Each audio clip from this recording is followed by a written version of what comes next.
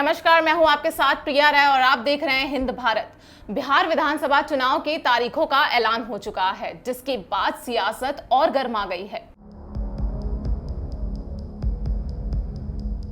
बिहार में चुनाव की रणभेरी बज चुकी है। बिहार में कई नेताओं की अनुपस्थिति में उनके बेटों ने कमान संभाल रखी है। दो बड़े नाम के अलावा भी कुछ और ऐसे भी नाम हैं जिन्होंने अपने पिता की सियासी विरासत को आगे बढ़ाया है या फिर बढ़ा रहे हैं। आज हम बात करेंगे विरासत के बारे में। जी नहीं, अनिल कपूर की विरासत फिल्म नहीं, और वो भी नहीं जो आजकल नेपोटिज्म और बॉलीवुड में जो चल रहा है। हम बात करेंगे कुर्सी की विरासत के बारे में, जो पिता के बाद पुत्र उस कुर्सी को संभालता है। ये सुनते ही आपके दिमाग में दो नाम जरूर आ गए होंगे, पर मैं आज आपको कुछ और नाम बताऊंगी जिनके पुत्र अपने पिता के नक्शे कदम पर चले हैं। तो आइए जानते हैं। बिहार चुनाव को लेकर सभी राजनीतिक दलों की तैयारी जोरों पर है। इस दौरान एलजेपी सुप्रीमो रामविलास पासवान अस्पताल में है, लेकिन सियासत की चाबी उन्होंने पहले ही अपने बेटे चिराग को थमा दी। कुछ यही हाल जेल में बंद आरजेडी सुप्रीमो लालू यादव का भी है, जिनकी पार्टी की कुंजी उनके बेटे तेजस्वी के हाथ में है। लेकिन ये सिर्फ दो उदाहरण ही नहीं है। इनके अलावा भी कुछ ऐसे पुत्र हैं जो पिता की सियासत को आगे बढ़ा रहे हैं। अश्विनी चौबे के बेटे यानी अर्जित शाश्वत चौबे अपने पिता के नक्शे कदम पर हैं, या ये कह सकते हैं कि एक कदम आगे निकल चुके हैं। अर्जित ने भागलपुर में सांप्रदायिक तनाव के कारण अपनी कट्टर छवि दिखाई। यही नहीं, जब इस मामले में उन पर मुकदमा हुआ तो उन्होंने सरेंडर के लिए कोर्ट के बजाय पटना के महावीर मंदिर को चुना। फिल्म मिले ना मिले से अपना करियर की शुरुआत करने वाले रामविलास पासवान के बेटे चिराग पासवान अब राजनीति का एक अहम हिस्सा बन चुके हैं।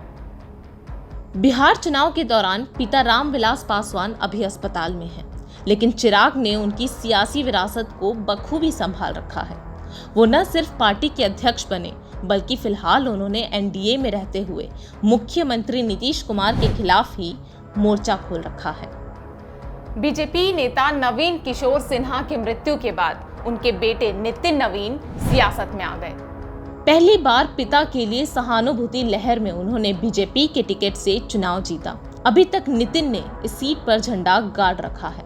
2015 में महागठबंधन की लहर में पटना की बांकीपुर विधानसभा सीट को बचाने में कामयाब रहे। सांसद आरके सिन्हा के बेटे ऋतुराज सिन्हा अपने पिता के सियासी विरासत को संभालने कभी भी आगे आ सकते हैं। ऋतुराज सिन्हा पिछली बार उनके लोकसभा चुनाव लड़ने की भी चर्चा थी, लेकिन उन्हें टिकट नहीं मिला। हालांकि फिलहाल वो पिता की मशहूर सिक्योरिटी एजेंसी एसआईएस को संभालते हुए नजर आ रहे हैं। तेजस्वी के बिना तो इस कहानी की चर्चा अधूरी रह जाएगी। तेजस्वी तो पता ही है कि बिहार के डिप्टी सीएम रह चुके हैं और अब चुनाव में काफी आगे निकल चुके हैं। तेजस्वी पर कई बार महागठबंधन में ईगो वाले नेता के आरोप लगे हैं, लेकिन तेजस्वी अपनी राह पर बढ़े चले जा रहे हैं। इसी तरह से पटना के बीजेपी विधायक अरुण सिन्हा के पुत्र आशीष सिन्हा पेशे से वकील हैं, लेकिन वो बीजेपी युवा मोर्चा के पदाधिकारी भी बन चुके हैं। उनके अपने पिता का सहारा उस समय मिला जब वो पटना विश्वविद्यालय छात्र संघ का चुनाव लड़ रहे थे। उस दौरान भारी मतों से उन्होंने जीत भी हासिल की। एक तरफ एनडीए में सीटों के बंटवारे को लेकर रस्साकसी जारी है, तो वहीं रामविलास पासवान की पार्टी भी ज्यादा सीटों की उम्मीद कर रही है। दूसरी ओर जाएं तो आरजेडी के तेजस्वी यादव भी कांग्रेस से गठबंधन कर सकते हैं, लेकिन उधर भी सीट को लेकर दिक्कतें दिखेंगी। इसकी और जानकारी के लिए हमारे संवाददाता जुड़ गए हमारे साथ, संजय कुमार झा। आइए जानते हैं।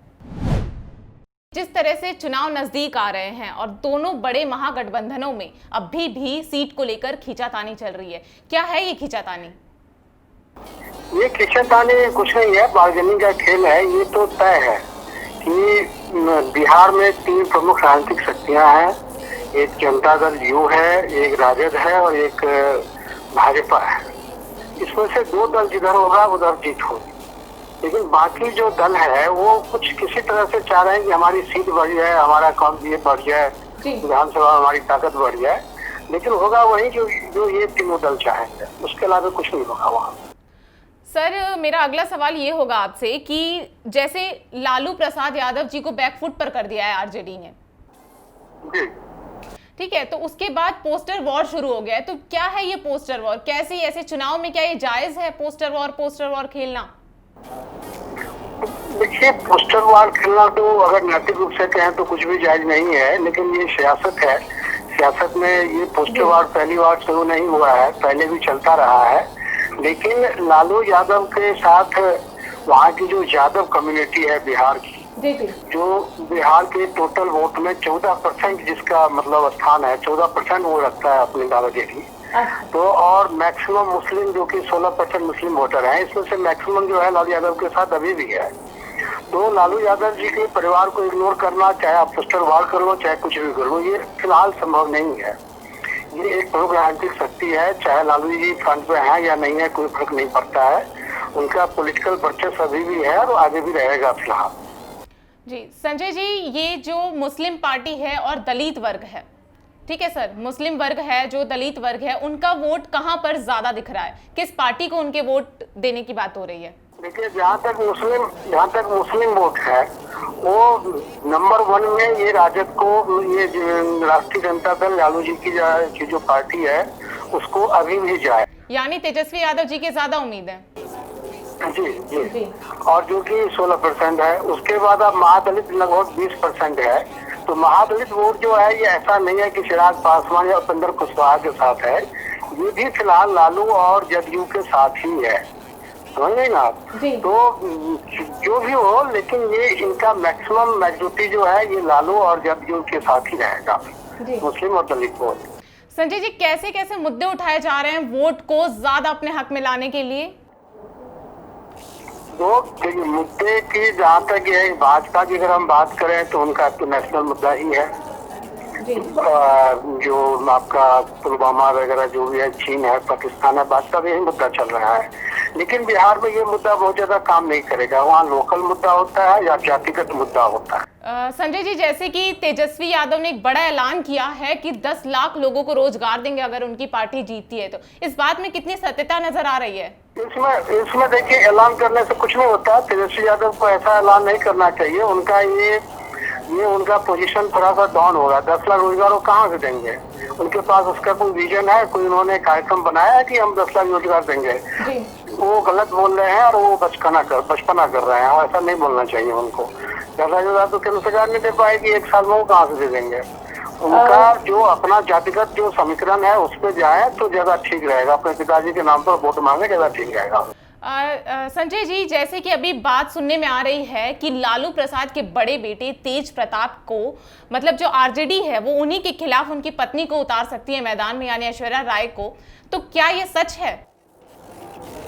ऐसा जो उनकी तेजस्वी की जो पत्नी है उनका भी एक पॉलिटिकल, उनके परिवार का पॉलिटिकल कैरियर रहा है, लेकिन आज की तारीख में वो बहुत मायने नहीं रखता। तेजस्वी प्रसाद खुद मायने नहीं रखा कभी, तो उनकी पत्नी का क्या रहेगा? वो सब पॉलिटिकल स्टंट हो सकता है, लेकिन सियासत पे इसका कोई दूरगामी असर नहीं पड़ेगा। बहुत बहुत धन्यवाद तमाम जानकारियां देने के लिए संजय जी। देखते रहिए हिंद भारत। नमस्कार। खबरों में बने रहने के लिए चैनल को सब्सक्राइब करें और ये बेल आइकन जरूर दबाएं।